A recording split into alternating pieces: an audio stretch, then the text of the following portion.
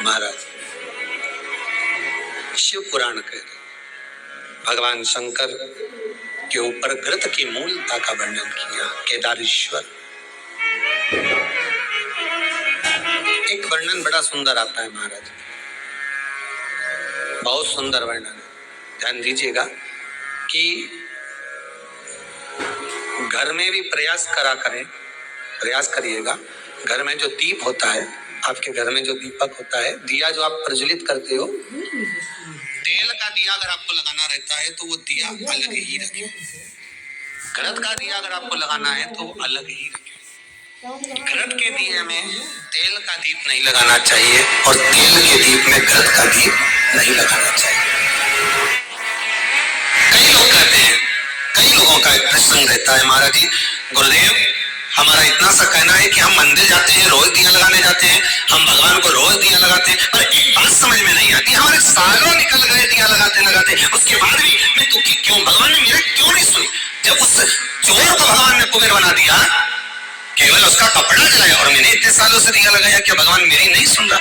कारण हो सकता है तुम डब्बी तो घी की लेकर गई हो, बत्ती भी घी की लेकर गई हो, पर मंदिर में जो दिया पड़ा था जिसमें तुम बत्ती जला कर आई हो सकता है वो तेल की हो सकती है। कहीं ना कहीं हमारी गलती हो रही है, भगवान की तरफ से कोई गलती नहीं। भगवान तो हाला हजूर बैठा है तुम्हारा भंडार भरने के लिए, पर गलती हम करते कि हम दिया नहीं ले जाते। हम तो मंदिर की दिया उठाया, अब घी का था कि तेल का था, अपन ने तो बत्ती लगा दी, नचित करा।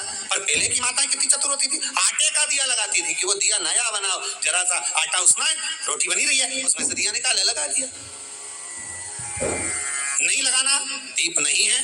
अगर आपको लगता है कि ये तेल का घी का दिया अलग होना चाहिए, इसलिए पहले मंदिरों के अंदर घृत दिया लिखा जाता था, घी का दिया, घी का दिया। आप कभी महेश्वर जाइए, महेश्वर में नर्मदा जी के घाट पर शिव मंदिर में जो दिए जलते हैं वहां लिखा रहता है ये घृत का दिया, तेल का दिया, वहां लिखा है, दिए ही जलते हैं वहां 108।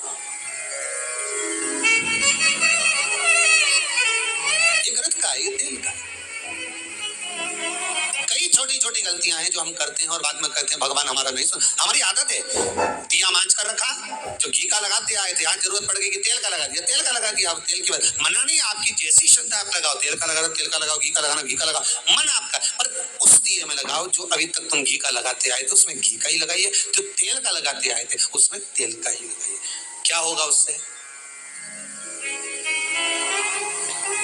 स्कंद पुराण कार्तिक खंड बड़े ध्यान से स्मरण करिए थोड़ा थोड़ा, या कभी मौका मिल जाए तो विष्णु पुराण भी पढ़िए, कभी मौका मिले।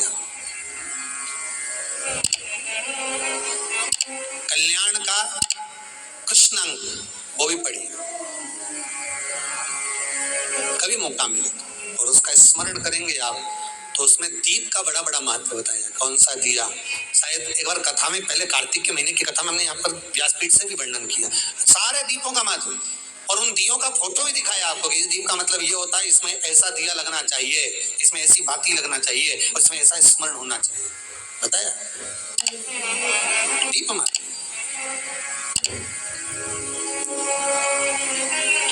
शिव का स्मरण करते हुए, शंकर का अनुमोदन करते हुए घृत का दीप जब आप लगाएं, भगवान की साक्षी में जब आप दीप रखें तो आपके भीतर भगवान को पाने की एक ललकता, एक उत्सुकता होना चाहिए, एक उमंगता शिव को पाने।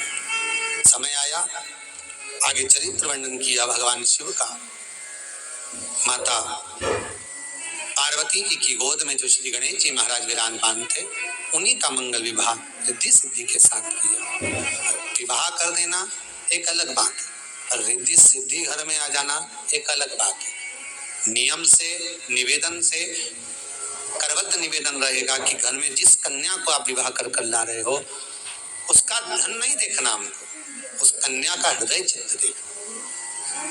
आप धन लेकर नहीं आ रहे हो, आप आपके घर में बहू लेकर, बहू का मतलब होता है जो बहुता में सम्मान पाए और बहुता में सम्मान दिया भी जाए।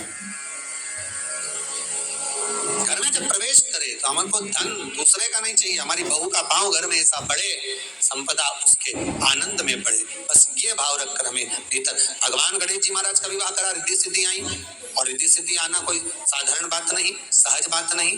जब मन पवित्र होता है, हृदय चित्त पवित्र होता है, तब जाकर घर में वैभव रिद्धि सिद्धि सब भगवान देता है। अगर आपके घर में भी सुख आ रहा है, आपके घर में भी संपदा बढ़ रही है, समझ लेना आपके घर में कोई शंकर का भगत होगा, शिव का उपासक होगा, भगवान की भक्ति में डूबने वाला कोई ना कोई एक व्यक्ति तुम्हारे घर में मौजूद होगा, विराजमान होगा। उसके चरण का जो धन है वो तुम्हें प्राप्त हो रहा है, उससे हमारा जीवन सार्थक हो रहा है।